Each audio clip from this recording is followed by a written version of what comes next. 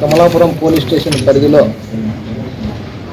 ఈ దినం మధ్యాహ్నం కడప ఎస్పీ శ్రీ విద్యాసాగర్ నాయుడు సార్ గారి ఆదేశాల మేరకు, కడప డిఎస్పీ శ్రీ వెంకటేశ్వర సార్ గారి ఆదేశాల మేరకు నేను, మా ఎస్ఐ ప్రతాప్ గారు, మా సిబ్బంది కాజీపేటకు పోయే దారిలోని బాగేరు బ్రిడ్జ్ దగ్గర ఒక వ్యక్తి అనుమానాస్పదంగా మేము అతన్ని అరెస్ట్ చేసి అతన్ని విచారించడం జరిగింది. అతను గతంలో కూడా ద్విచక్ర వాహనాల దొంగగా గుర్తించడం జరిగింది. అప్పుడు జువెనల్గా ఉండి జమ్మలమడుగు పోలీస్ స్టేషన్లో 2 కేసులు, ఇతని మీద కాజీపేటలో 1 కేసు కలదు. ఇతని సొంత ఊరు కూడా కాజీపేటలోని తుడమలదిన్నె. ఇతని పేరు కూకట్లపల్లి భరత్ కుమార్.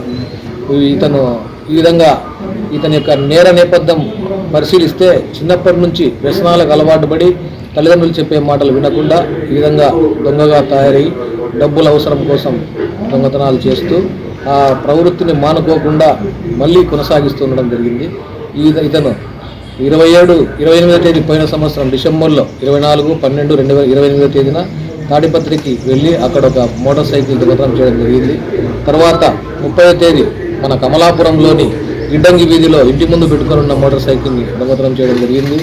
తర్వాత ఈ సంవత్సరం 3వ తేదీ రైల్వే కోటకు వెళ్ళి అక్కడ ఒక మోటార్ సైకిల్ దొంగతనం చేయడం జరిగింది.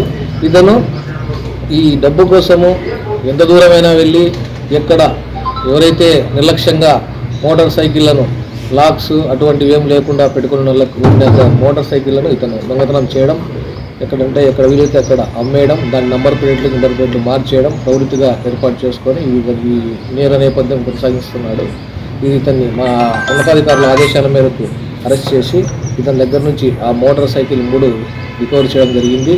ఇతని రిమాండ్కు తరలించడం జరుగుతూ ఉంది.